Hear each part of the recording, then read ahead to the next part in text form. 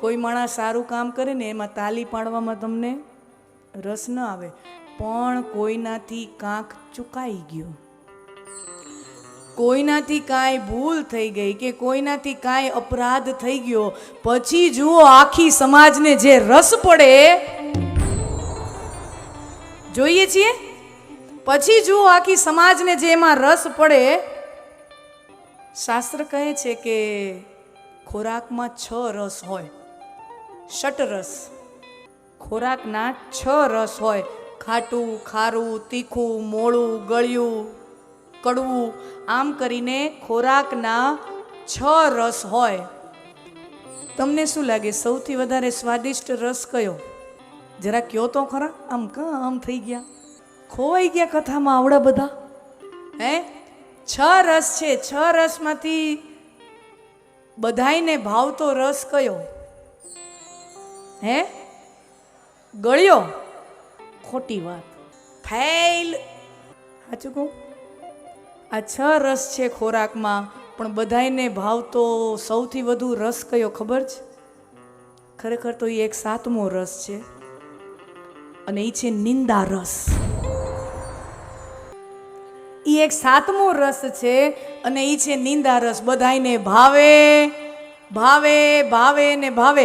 આજ દી સુધી મેં લગ્નના જમણવારમાં બગા ખાતા ન જોઈ તો બરાબર, ભજનમાં બગા ખાતા જોયા, પણ આજ દી સુધી મેં આમ 2-4 ભાઈબંધ એકબીજાને કોકની કાપતા હોય કે બેનપણી વધારે કાપતી હોય, મહિલાઓમાં એ આદર વધારે હોય, નિંદા કુથલી આમ ભાઈઓમાં હોય પણ ઓછું, એમાંય હોય એવું નથી, એ એના લેવલનું કરે. હા, હોય તો બધે, પણ તમારા આપણામાં વધારે.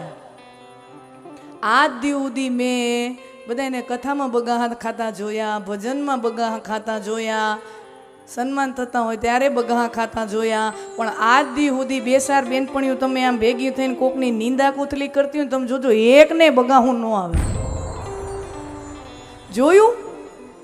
હજી કે ને વહાં દૂધ ઉભરાતું હોય તો ભલે ઉભરાય, હજી કે ને. सबसे ज्यादा रस निंदा रस में आता है. સૌથી વધારે ભાવતો રસ કોઈ હોય ને તો નિંદા રસ. આપણે હસવામાં કાઢીએ છીએ, પણ હું તમે આપણે બધા એ જ છીએ. यहाँ 17 जीत पर हम हंस रहे हैं, पर हम अपनी ओर झांके हम खुद भी वही हैं. એક સમડી છે, તમે મને છે ને, તમે બધા સુગ્ન જનતાઓ છો, અને આમાંથી અમુક વકીલોય હશે, બેરિસ્ટરો હશે, અને આ વાત માટે કોઈ બેરિસ્ટર હોવાની જરૂર નથી. આપણે સામાન્ય બુદ્ધિ સાબુથી તમે મને જવાબ આપજો. એક સમડી હતી. આપણે એમ કહીએ ને કે દરેક કર્મનું ફળ હોય, દરેક કર્મનું પરિણામ હોય, અને જેવું કર્મ કરો એના ખાતામાં જમા ઉધાર થાય. હું તમને એક સાદી વસ્તુ આપું, તમે મને વિસનગરવાસીઓ જવાબ આપજો, છેલ્લા દિવસે ફટાફટ આપજો. એક સમડી છે, એ સાપનો શિકાર, નદીમાં સાપ તરતો હોય છે, અને ઉપરથી ઉડતા ઉડતા જોઈ ગઈ, તરાપ મારી અને પોતાના પંજામાં એને સાપ પકડ્યો. સમજો, આખું આ ઘટનાક્રમ સમજો. એ સમડીએ સાપને પકડ્યો. શું કરવા? ખાવા. હવે સાપ છે એ પોતાનો પ્રાણની રક્ષા કરવા માટે, સાપ પાસે શું રસ્તો છે? ઝેર. તો પોતાના પ્રાણની રક્ષા કરવા માટે સાપ છે ને એ પક્ષીના પગમાં આમ ઝેરીલો ડંખ મારે તો અમુક ઝેરના જે રસબિંદુ છે ને, એ જે એક નગરમાંથી પસાર થતો હોય છે, ત્યાં એક જાહેર રસોઈ બને છે. રસોઈઓ જાહેર રસોઈ બનાવે છે, અને ખરેખર તો રાજાએ ભૂદેવોને ભોજન માટે બ્રહ્મ ભોજનનું આમંત્રણ આપ્યું છે. એના બ્રહ્મ ભોજનની જાહેર રસોઈ બની રહી છે. તો એ સાપના ઝેરના અમુક ટીપા એ જાહેર રસોઈમાં પડ્યા. રસોઈ ઝેરીલી થઈ, અને પરિણામે જે ભૂદેવો જમ્યા એ બધા મર્યા. હવે આ કેસ, આ ફાઇલ ઉપર યમરાજા પાસે આવી તો યમરાજા ગોટે ચડ્યા કે આ પાપ જે છે એ કોના ખાતામાં લખવું? સમજો, આ પાપ કોના ખાતામાં લખવું? ભૂદેવો મર્યા, બરાબર છે, તો આનો દોષ કોને? રાજાને લાગવો જોઈએ કે રાજાએ ભૂદેવોને આમંત્રણ આપ્યું અને જમવા રસોઈ? જે પણ રાજાને તો ખબર જ નહોતી કે રસોઈ ખરાબ છે. રાજા તો અંજાન થા, તો આ પાપનું ફળ કોને કોને મળે? રાજાને મળે કે ઈ રસોઈયાને મળે? રસોઈયો તો સરસ મજાનો એ વઘાર કરીને રસોઈ કરીને રાખ, એને નથી ખબર કે આ રસોઈ ઝેરીલી થઈ ગઈ છે. એને તો પોતાની રીતે સ્વાદિષ્ટ રસોઈ બનાવી. રસોઈયો પણ અજાણ છે કે આ થયું.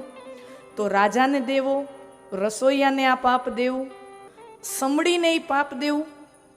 હવે સમડીનો તો ખોરાક છે, એ તો પોતાનો ખોરાક માટે દરેક જીવ મહેનત કરે, તો એ પાપ સમડીના ખાતે લખવું કે પછી પાપ ઓલા સાપના ખાતે લખવું? હવે સાપ તો પોતાના પ્રાણના રક્ષણ પ્રમાણે એને તો જે હથિયાર ભગવાને દીધું છે, ઝેર एक જ हथियार છે, वो अपने प्राण की रक्षा कर रहा है. किसके माध्यम से?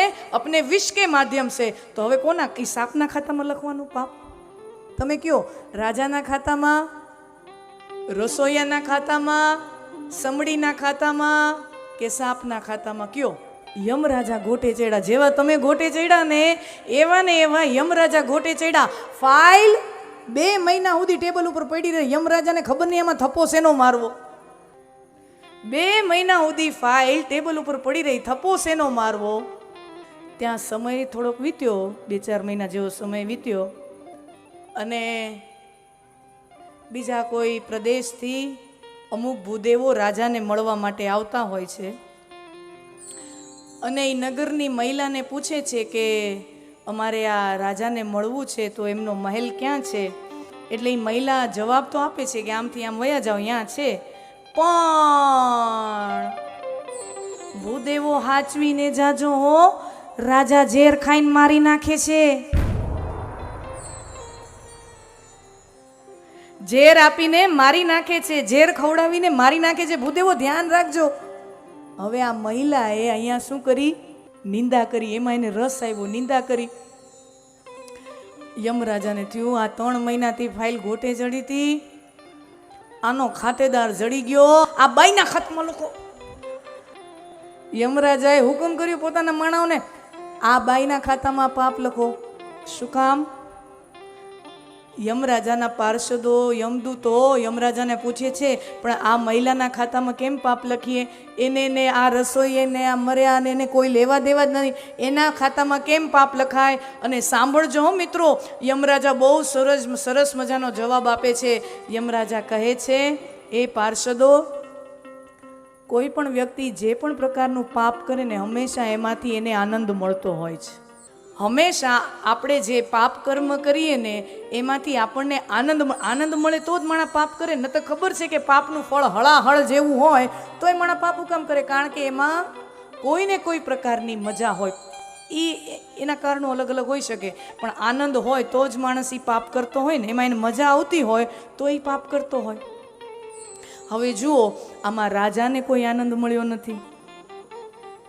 ભૂદેવો વિશેલી એને રસોઈ ખવડાવવામાં એમાં એને શું આનંદ મળે? ઉલટાની એને પીડા થઈ કે મારા આમંત્રણથી આવ્યા અને આવું થયું.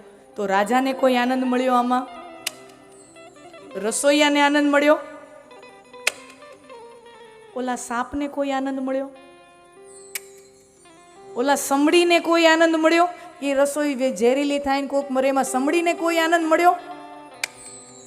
આનંદ કોને મળ્યો? આ આખું કર્મ થયું, આ પાપ થયું, એની નિંદા કરીને આ મહિલાને જે આનંદ મળ્યો, એની નિંદા કરીને એ સ્ત્રીએ આનંદ લીધો. એટલે યમરાજાએ કીધું આ પાપ થયું, એમાંથી અહીંયા આમાં કોઈને આનંદ મળ્યો નથી, આમાં કોઈને મજા આવી નથી. એની મજા આને લીધી છે ને, આનું ખાતું જમા કરો, ઉધાર કરો પાપથી.